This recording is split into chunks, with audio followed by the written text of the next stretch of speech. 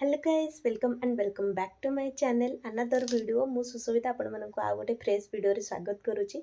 तो आज वीडियोटा आपण मानकर जो क्वेश्चन आंसर थिला प्रेगनेंसी रे कोन नीति नियम मु पालन करुच्ची से टॉपिक ऊपर हबो। तो वीडियोटी को लास्ट पर्यंत देखिए, जमा भी स्किप करेंगे। तो मो चैनल को जदि सब्सक्राइब करना जल्दी जल्दी सब्सक्राइब कर दियंतु। तो चलंतु वीडियोटी स्टार्ट करबा। सो गाइज जोटा मोर फास्ट बारण होता कि माने जेबे भी मु प्रेग्नेंट हेली तो सेते बेले बहुत माने नजर हेरिका लगी जाए। घरे कहती तुम्हें जनइबनी फास्ट 3 मास तो आम जनइबू ही ना क्या सेटा तो आपण मैंने जानी थे बेसिक। तो सेटा मुझे जनई नी क्या फास्ट फास्ट मसरे मुझे जानी क्या जनई नी। बट तापर धीरे धीरे घर लोक फ्रेंड्स मैंने समस्त जनई तो नजर लगी जाए। तो से आपण मैंने कला फिता रखिथे सब कंटा लगे मत घरे कहती कंटा मारे आउ बाहर को बाहर राति भी बाहर से मु दशहरा टाइम रे प्रेग्नेंट थी। तो दशहरा टाइम रे मु बाहर को जाइनी, दिन रे जाइली राति पलैसी माँ को देखनी। तो एमती किसी बारण थिला फास्ट फास्ट जिते दशहरा टाइम रे माँ को देखनी, राति बाहर को जीवनी, एगुड़ा सब मु मानिची।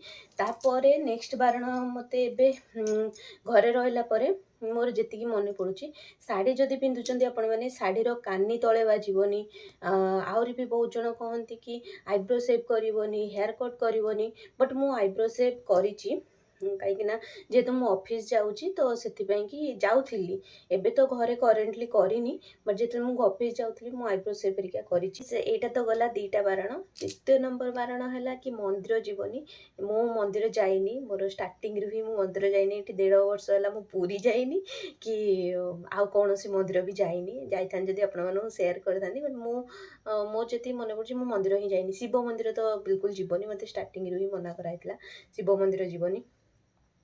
तापरे 4th पॉइंट है जे आपण मैंने गरम जिनस किसी खाइबेनी। गरम जिनस खाइले भल नुह, बेबी भी भल नुह। तो से गरम जिनस खाइबेनी, सेटा भी गोटे बारण होची। तो जदि चा पिउचंदी कि किछि मो स्टार्टिंग रे जीरा वाटर पिउथली कहीं हजम टिके करिवो बोलिकी, गैस रो कन्स्टिपेशन रो किछि असुविधा न हो। जीरा वाटर कही मु उषुम करी माने ताकू पिउथली, उषुम करी पिउथली। उषुम करी पी परिवे जदि आपण मन चा पिया को इच्छा होची। तो गरम जिनस अवॉइड करिवे, पीबेनी।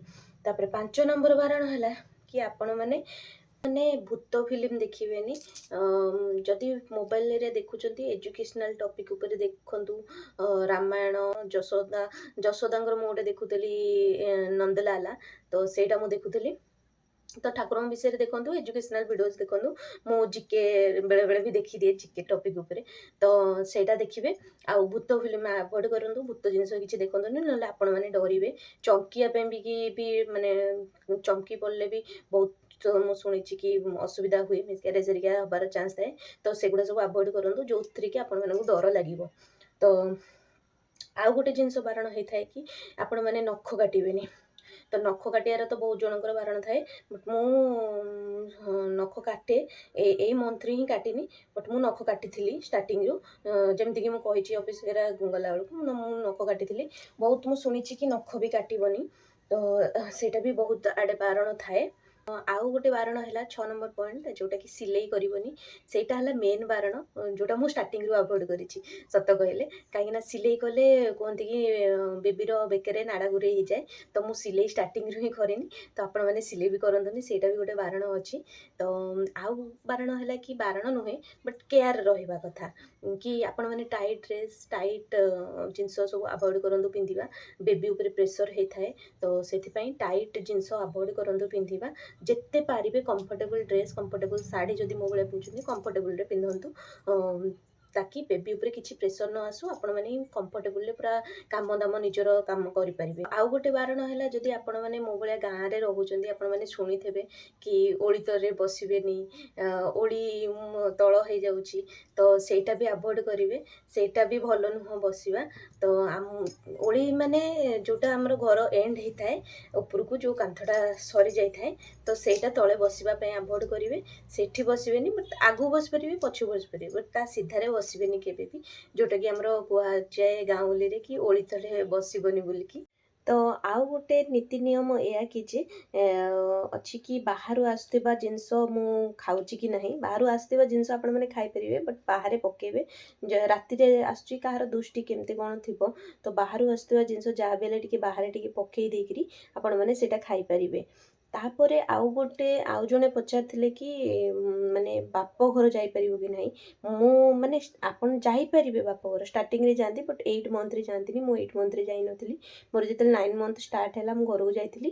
ଘରକୁ ଯାଇକି ଗୋଟେ ଦିନରେ ବୁଲିକି ପଳେଇ ଆସିଥିଲି। ଯେହେତୁ ମୁଁ ସେ ବ୍ଲଗ୍ରେ ବି କହିଥିଲି ଆପଣମାନେ ମାନେ ଘରକୁ ଛାଡ଼ିବେନି, ଆଉ ବାପ ଘରେ ବି ରଖିବେନି, କାହିଁକିନା ଆପଣମାନଙ୍କର ଗୋଡ଼ ହାତ ନଥାଏ, କେତେବେଳେ କେଉଁ ଜିନିଷ ଏମର୍ଜେନ୍ସି ଆସିଯାଏ। ତ ସେଇଥିପାଇଁ କି ତ ଆପଣମାନେ ଆଭଏଡ଼୍ କରନ୍ତୁ ଜର୍ଣ୍ଣି କରିବା, ବେଶୀ ଟ୍ରାଭେଲ୍ କରିବା ଆଭଏଡ଼୍ କରନ୍ତୁ। 9 ମନ୍ଥ ହେଇଗଲେ ମାନେ ଟିକେ ରେଷ୍ଟ ନିଅନ୍ତୁ ସେଇଟା। ସୋ ଗାଇସ୍, ଆଇ ହୋପ୍ ମୁଁ ଆପଣମାନଙ୍କ ସବୁ କ୍ୱେଶ୍ଚିନ୍ର ଆନ୍ସର୍ ମୁଁ ଦେଇଦେଇଛି ଏଇ ଭିଡ଼ିଓରେ। ଯଦି ବି ଆଉ କିଛି କ୍ୱେଶ୍ଚିନ୍ ମୁଁ ମିସ୍ କରିଦେଇଛି ତାହେଲେ ଏଇ ଭିଡ଼ିଓର କମେଣ୍ଟରେ ମୋତେ କମେଣ୍ଟ କରନ୍ତୁ। ତାହେଲେ ମୁଁ ନେକ୍ସଟ ଭିଡ଼ିଓରେ କେବେ ସେୟାର କରିବି। ଆମ ଆଡ଼େ ତ ଏଇ ସବୁ ହିଁ ବାରଣ ଥାଏ, ତ ଆଉ ତ ବେଶୀ କିଛି ନାହିଁ ଯେଉଁଟାକି ମୁଁ ସେୟାର କରିବି। ତ ଆଜିର ଭିଡ଼ିଓଟି କେମିତି ଲାଗିଲା ଆପଣମାନଙ୍କୁ ମୋତେ କମେଣ୍ଟ କରି ଜଣାଇବେ। See you in my next video. Bye.